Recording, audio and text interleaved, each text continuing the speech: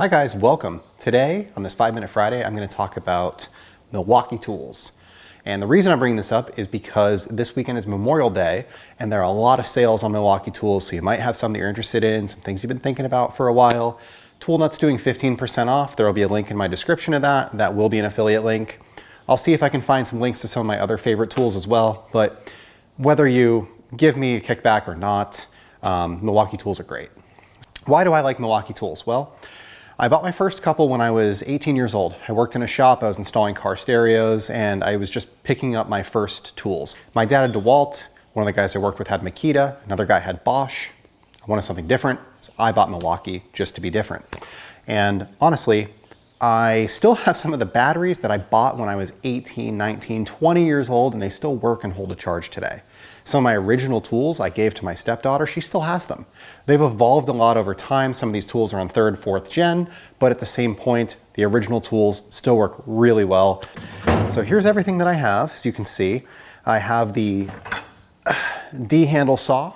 This is the best saw they make. This is the one to buy. It's like 250 bucks, but it's really, really awesome.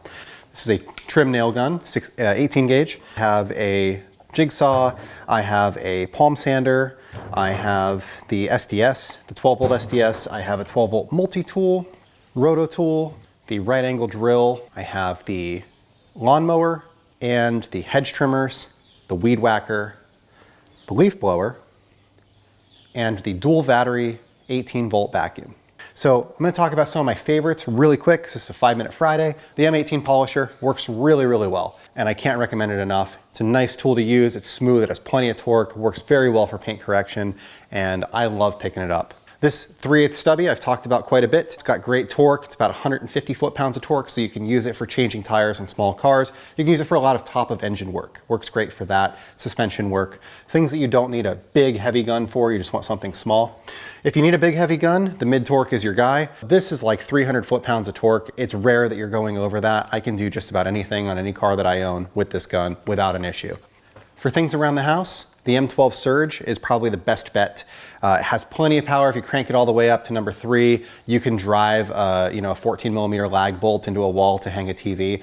But it also, on number 1, is gentle enough that I can put a screw into a tool grid without stripping it out. This new 1/2-inch 2904, this is one of those times when upgrading to the newest version of the drill makes a lot of sense.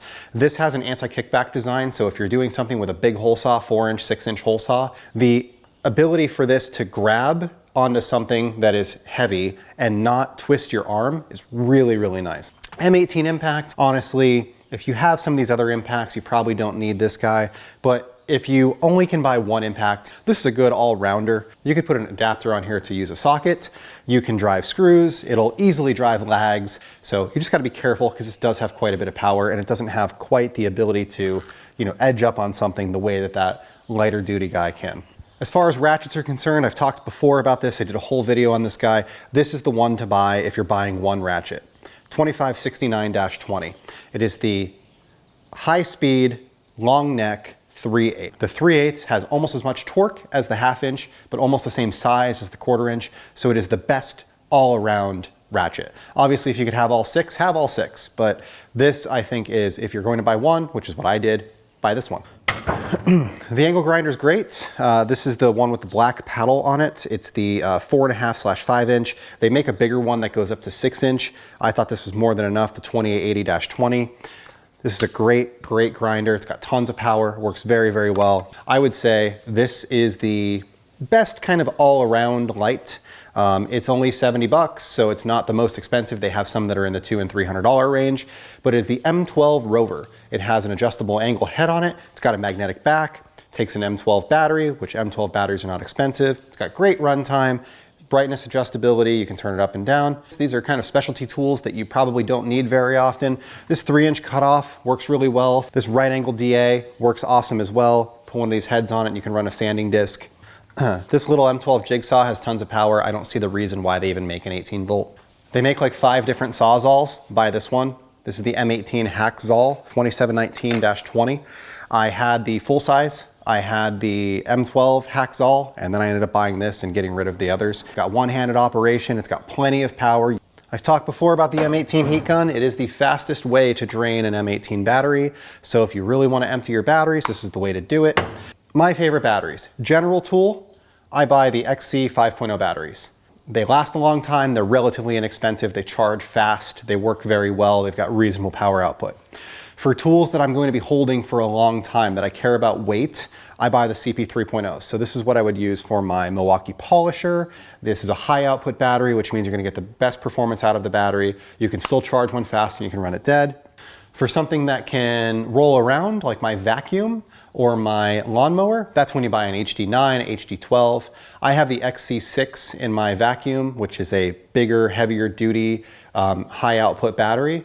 They work very well for the vacuum because the vacuum can actually take advantage of the high output batteries.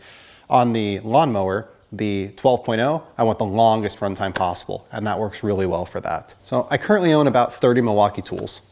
I've probably owned another 15 to 20 over my life that I have purchased, used, sold when I upgraded.